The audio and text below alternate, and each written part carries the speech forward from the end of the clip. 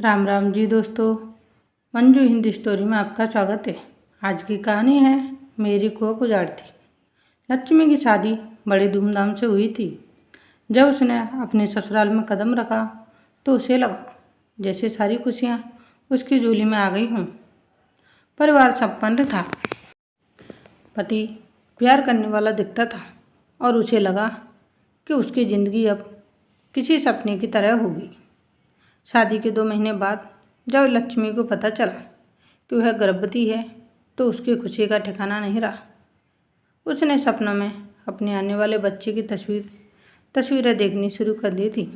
लेकिन जब ये बात सास को पता चली तो माहौल में अजीब सा बदलाव आ गया।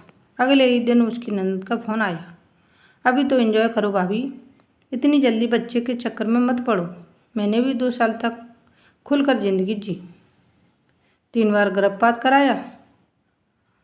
लक्ष्मी को ये सुनकर अजीब सा लगा, पर वह कुछ नहीं कह पाई। ननद और पति ने मिलकर उसे समझाया कि बच्चा भी बोझ बन जाएगा।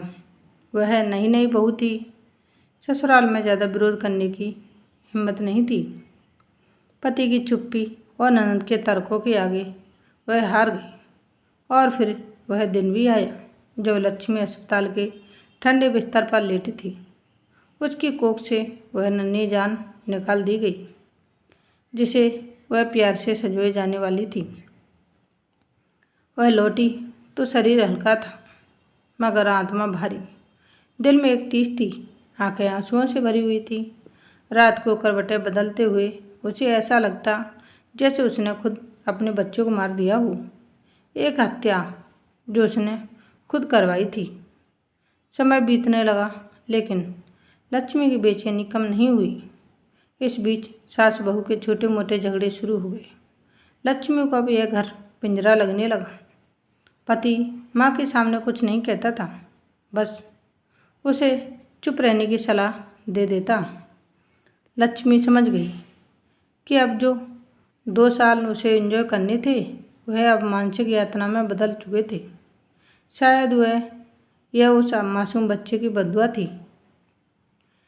उसने इस दुनिया में आने से पहले ही विदा कर दिया था। समय अपनी रफ्तार से चलता रहा। 2 साल बाद एक दिन अचानक खबर आई कि उसकी ननद के पति का एक्सीडेंट हो गया। अब वह अब इस दुनिया में नहीं रही थी। उसकी ननद जो 2 साल एंजॉय करने की सलाह देती थी, अब 15 साल के बेटे के साथ अकेली रह गई थी। लक्ष्मी इस घटना को अपनी ज़िंदगी से जोड़कर देखने लगी। वह सोचती रही, क्या ये सब किसी अदृश्य न्याय का हिस्सा था? क्या उसकी ननद भी अब समझेगी कि जब एक माँ से उसका सहारा छीन जाता है तो कैसा लगता है? उसका मंदिर अंदर तक हिल गया। उसे नहीं पता था कि आगे क्या होगा, पर इतना जरूर समझ में आ गया था कि किसी भी माँ की कोख अधूरी रह जाए तो उसका दर्द ताउम्र पीछा नहीं छोड़ता। समय बीतता गया लेकिन लक्ष्मी के मन में अपराध बोध की जड़ें और गहरी होती गई। जब भी वह किसी बच्चे को देखती उसकी आंखें नम हो जाती। उसे लगता अगर वह बच्चा इस दुनिया में होता अभी तक उसकी गोद में खेल रहा होता।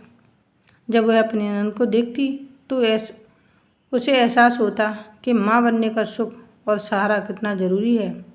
ननद की आंखों में अब वही अकेलापन था जो लक्ष्मी की आत्मा में बस गया था।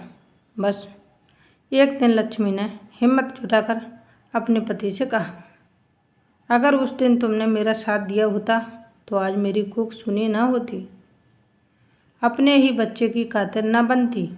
पहली बार उसके शब्दों में इतनी तीव्रता थी कि पति भी कुछ नहीं बोल पाया।